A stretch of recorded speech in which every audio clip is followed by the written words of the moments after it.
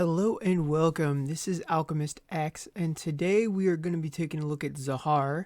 So, at the time of this recording, Wednesday the 3rd, today is the last day to do all of the events related to Zahar, Spica, and Corvus's job pluses. So, if you haven't done that yet, you should finish that up now because we're not sure when it'll rerun. It will rerun again, but it could be a matter of months. So, if you are able to, I definitely recommend getting all three of them.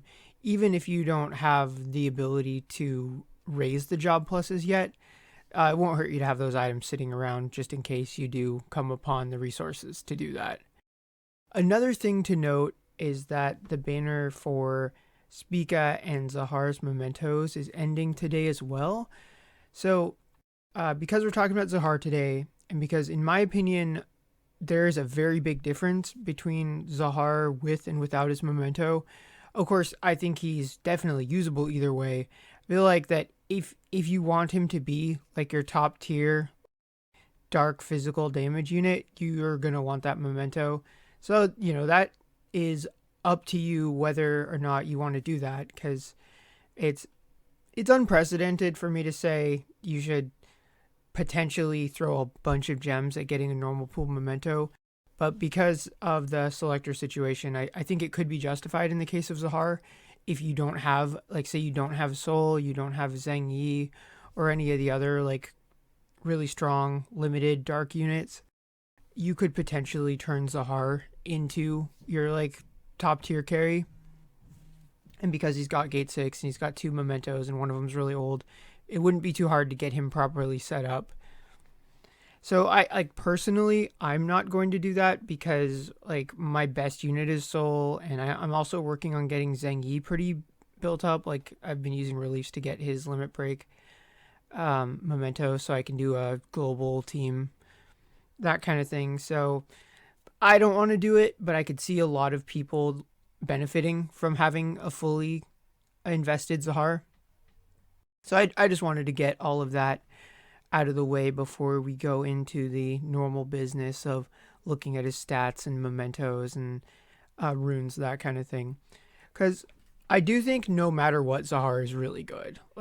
Without his second memento, mine has broken 2000 P attack, which is pretty nuts. And he just has a good, very damage-oriented kit. The only difference is I think that you'll want to give him a little bit more support than he would otherwise need if he was fully kitted out, just because you won't be able to resolve his speed issue and he won't do as much damage. But nonetheless, he's still incredibly solid. So I definitely recommend having him on hand no matter what. It's just the level of investment can certainly vary. Okay, that's all I have to say for the preamble. Let us now move on to the status screen. And here we are at the status screen. So this is what Zahar will look like if you don't have the second memento. He still has pretty nuts P attack. The only real weakness I'd say is agility. This will go up by 10 once he enters a battle because of his old memento, but that's still kind of an issue. That's part of why I recommend the memento that came out for those that really want to fully invest in him. So I'm going to cover that first, because I never actually said why I think it's so good. I just said I thought it was good. So first of all, it gives all of the offensive stats that you would want to have, plus hit rate and max jewels, but it'll, P attack, strong versus light, dark, single target attack, and jewels obtained as well. That's just all good stuff on all the group skills. Then when you max limit break it, you get skill use count +1. So that's all of his big nukes. That's just more damage that you can stack on top of it. The vision ability is insane because it lets Zahar quicken himself, and while also reducing the jewels spent while the quicken is up. Also nuts. And then to top it all off, the VCR that it gives you, which is called the Black Star Piece, in addition to giving just 10% damage and another 20 jewels obtained, it also has a gear ability on it that will raise P attack when his health is under 50% and reduces the HP for skills that consume HP. So you don't have to pay. I'm not totally sure if that's only when his health is under 50% or not, but either way, it's really, really good because then when you have to worry more about dying, you don't have to worry about your skills consuming HP. And then that's better for, yeah, you can get to the point where you need to use your HP scaling moves when your health is low. It's just all around that it makes him kind of nuts, just with all of the tools that he'll have and all of the stats to back up those tools. So that's why I think that it could totally be worth, one, throwing some gems at the banner to get the memento, and then two, potentially using reliefs to get it max limit broken. The the memento leader skill that it'll give you is slash 40, P attack 30, M attack 30, strong versus envy and wrath by 30 for the Shadow Messiah group. That's just good offensively. It's a little bit more balanced in terms of the offensive stats, but it also doesn't give HP, so that's something to think about. Whereas the leader skill that I'm currently using on him does give HP, but it also only helps physical units like P attack and slash, so there is that. Alright, now let's take a look at his skills. So in general, I think his Job Plus has pretty much everything that you want to draw from, with the exception of his Gate 5 reactive and of course his Gate 2. I mean, he has 2 overdrives, one of which is the Gate 2, so that's why his P attack is so nuts. The only thing I have to say about this is that there is a trade-off with the subs in terms of his Job Plus versus the Zeal. So the Job Plus doesn't have as good of drains because they don't ignore defense, but the charge up is much better. So you have to decide which you need. I would say in most cases you're probably better off with the better charge up, and because the health drain is not going to be too much. If you have to worry about that, probably better off just having somebody that can heal. And then even without ignoring defense, the jewel drain is decent, and he has auto jewel charge, so there is that. So when it comes to gears, he has a free one that you get from doing Babel Chronicles, and this is what gives him auto jewel charge. So that's, and his pretty big nuke, that's good, big AoE. Then you're going to want something with HP. I think in a lot of content, just having regen is really nice. So in this case, I have the scarf, but regen armor would work fine too, as would the Kukulon earrings. If you don't need regen, like maybe it's going to be a really short map, or you're just trying, or you're maybe worried about some light damage, if you have the Armor of Wrath, then that's a pretty good option for him as well, because it gives light res plus 50, so that is pretty big. Helps just mitigate his one elemental weakness, in addition to being a pretty decent amount of HP as well. So that certainly works too. And then for the final gear, just anything that boosts like slash mod or single target, that kind of thing. This one's really good for raids. I think Zahar with with both of his mementos and all of his stuff could be an absolutely insane raid unit. But even without it, you could still make some good use of him in a raid just because of his giant nukes. Just throw in like dark res down, slash res down, that kind of thing, and let him go to town. Alright, let's talk about seals for just a moment. P attack, P defense. You can get slash mod on the envy one. Other than that, nothing too crazy to say about that. And then let's take a look at his gates as well. So 1 and 4 are all stats that he wants. 2 makes one of his overdrives much better by adding agility and increasing the P attack, so that's great. I don't think his gate 3 is anything too special. You can get a decent chunk of damage out of it potentially, but it's sort of awesome but impractical, I guess. And then gate 5 is pretty sweet because it takes his it's like his Retribution Blade-esque skill on his Job Plus main kit, and it just makes the scaling a lot better. It'll do more damage. I think it might scale harder with HP missing, because it's like it does more damage the lower your HP is, but it just the damage output gets better as a result of it, and it turns HP drain +2 into one that will pop on skills, so that's great for survivability. And then of course gate 6, more HP, which he definitely needs. And then if you have both of his mementos, then I 100% would max this gate out and use both of them. So yeah, that's it for his enlightenment and all of the other stuff. So let's go ahead and visit the training dummy and look at his moves one by one. Okay, so we're going to do something a little bit different here.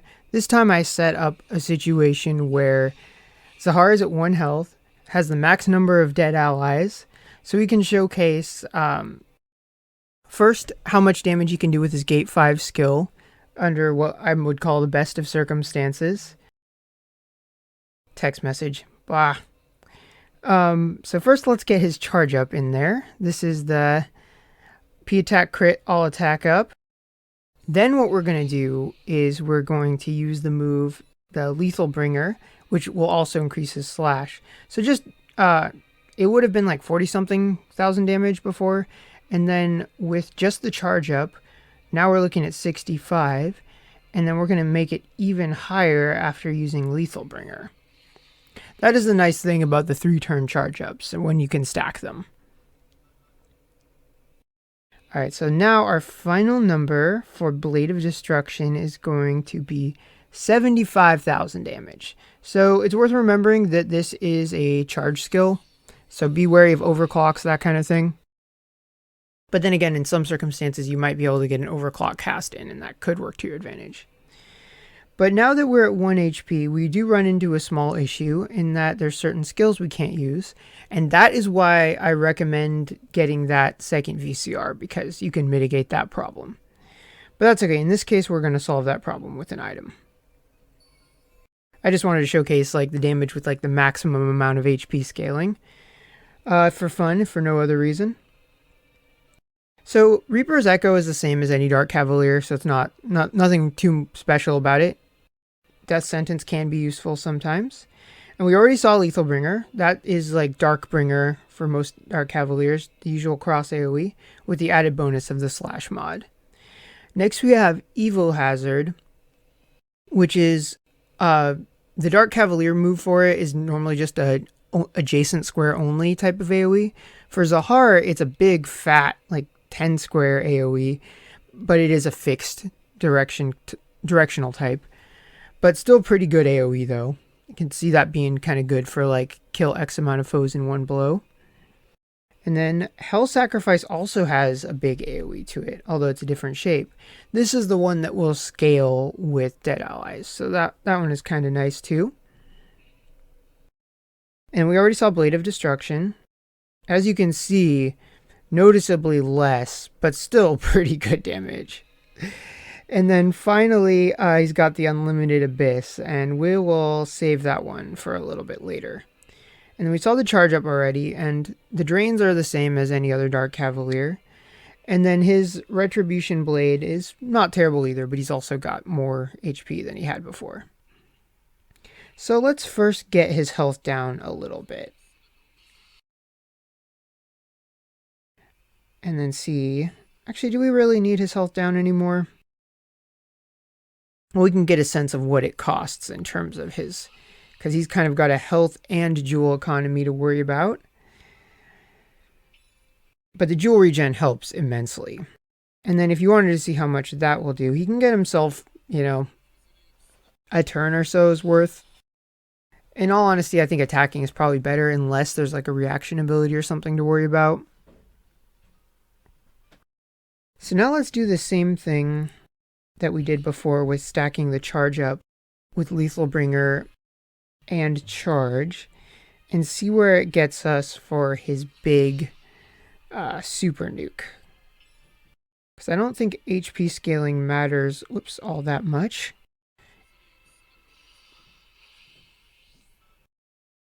It is crazy how much consistent damage he can put out. Alright, here we are at Limited Abyss. And the fun part is before activation, it will double all attack.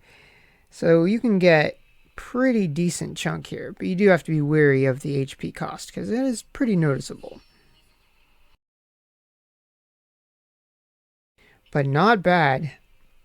And then you could always follow it up if you had enough MP with something like this. And that went up pretty noticeably from the last time. So that's kind of his kit in a nutshell. we'll end it by using Unlimited 0. Another great move for kill X amount of foes in one blow, especially because it's instacast. So you're kind of managing your HP. If you need to get it lower, you can use attacks that will cost HP. If not, you can use some of his more safer moves like Lethal Bringer. And then you've got that sequence of charge up, Lethal Bringer, use whatever move you're trying to get. And then, like, this is just him by himself. The only real bonus that he's got is the Dead Ally scaling for Hell Sacrifice. But other than that, it's just nuts. So if you imagine what you can add to the table with Dark Res down, with Slash Res down, that kind of thing, he is just a unit made out of damage. So yeah, that's all I've got for my review. I think that everyone would benefit from having Zahar, but there is a very, very noticeable difference in a fully invested Zahar. That's just like, that is top of the tier list monster territory. But yeah, that is it. And next review I'm going to do is going to be Cannon's Job++. And I will see you all next time.